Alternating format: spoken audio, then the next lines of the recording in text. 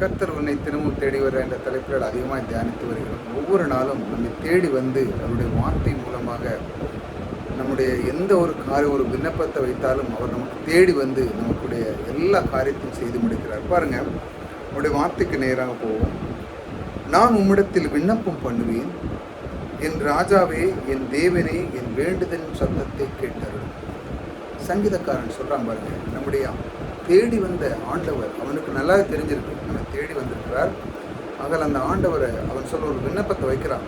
அவன் சூழ்நிலையில் மத்தியில் தேவனை எப்படி கனப்படுத்துகிறான் பாருங்க. என் தேவனே, என் ராஜாவே அப்படின்னு அவன் உயர்த்துறான் பாருங்க. நம்முடைய வாழ்க்கை அவன் எப்படி செய்தான்? என் வேண்டுதல் சத்தத்தை கேட்டார்.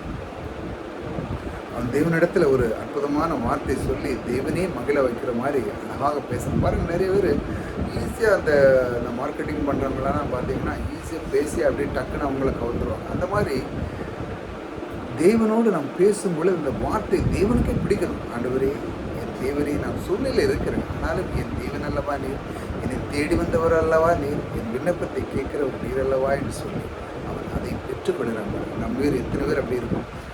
தேவனை சூழ்நிலைகள் மத்தியிலும் அந்த மாதிரி காரியத்திலிருந்து விடுதலையாகி தேவனுடைய அந்த அன்புக்களை வந்து உங்களுடைய விண்ணப்பத்தை அனைத்தையும் பெற்றுக்கொள்ளுங்கள். தான் கர்த்தர் உன்னை தினமும் தேடுவார் என தலைப்பை நான் வைத்தது என்னென்றால், அவர் உங்களுக்கு எல்லா விதத்திலும் உங்களுடைய தேவையான எல்லா விண்ணப்பத்தையும் அவர் தருகிறவர். உங்களோடு கூட இருக்கிறார். கர்த்தர் உங்களை ஆசீர்வதிப்பார்.